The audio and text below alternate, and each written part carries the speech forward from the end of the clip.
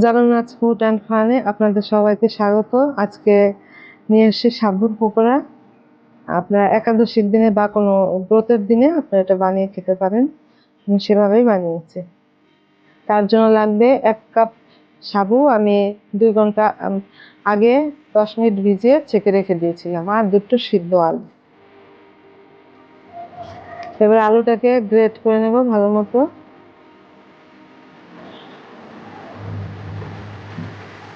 সাবুটা কিন্তু আমি পুরো ভিজিয়ে রাখিনি, 2 ঘন্টা 10 মিনিট ভিজিয়ে রেখেছিলাম, তারপরে একদম ছেঁকে রেখেছিলাম।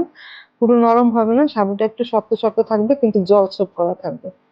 এর জন্য লাগবে একটু আদা কুচি, একটু লঙ্কা কুচি, একটু ধনেপাতা, একটু টেস্ট অনুযায়ী লবণ,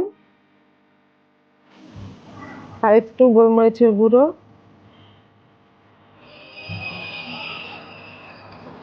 আর অল্প একটু চিলি ফ্লেক্স দেবে। দিয়ে এবার ভালো মতো, আর একটু বাদাম দেবো, চীনা বাদাম। এবার ভালো মতো এটাকে মেখে নেবো।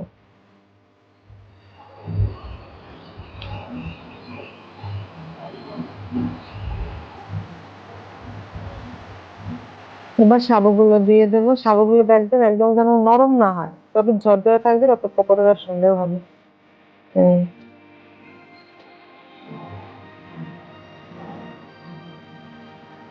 ঝরঝরে থাকলে মাখলে পরে যে আলুর গায়ে দিয়ে একটা রস থাকে, এই রসটা টেনে নেবে সাবুতে, আর সুন্দর একদম মুচমুচে কুড়কুড়ে হবে পকোড়া। মাখা হয়ে গেছে।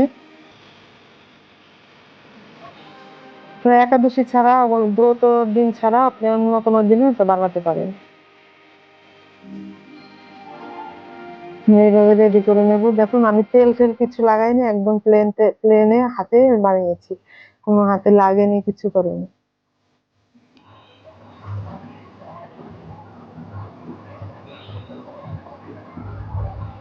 এবার কড়াইতে আমি সানফ্লাওয়ার অয়েল আগে দিয়ে রেখেছিলাম। অবশ্যই হাই হিটে ভাজবেন, লো হিট না। হাই হিটে না দিলে একটার সঙ্গে একটা লেগে যাবে।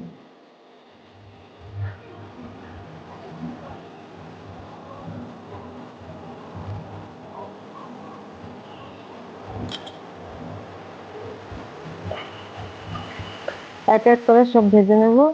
একটা একটা করে দিতে হবে, একটা একটু মানে গরম হবে, তারপর আরেকটা দিতে হবে, নাহলে একটার সঙ্গে একটা লেগে যাবে। একদম লাল লাল লাল লাল হয়ে যাবে, তখন উল্টে দিতে হবে। এক পাশে একদম ভালো লাল হয়ে যাবে, গোল্ডেন ব্রাউন পর্যন্ত হয়ে যাবে, তারপর উল্টাতে হবে, নাহলে কিন্তু ভেঙে যাওয়ার চান্স থাকে।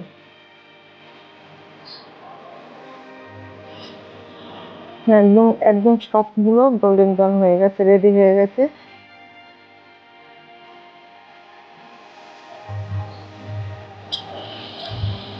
রেডি হয়ে গেছে, এবার তুলে নেব। দেখি এরকম করে ভাজতে হবে, একদম সুন্দর মুচমুচে হয়ে গেছে।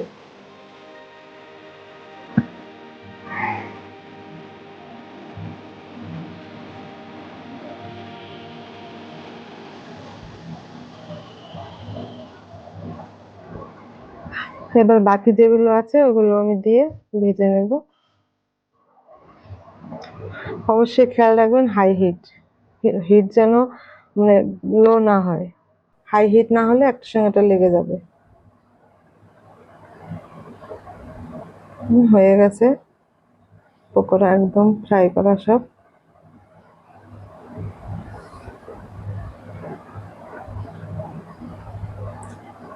দুটো আলু আর এক এক বাটির থেকেও কম সাবুতে দেখুন কত পকোড়া হয়ে গেছে।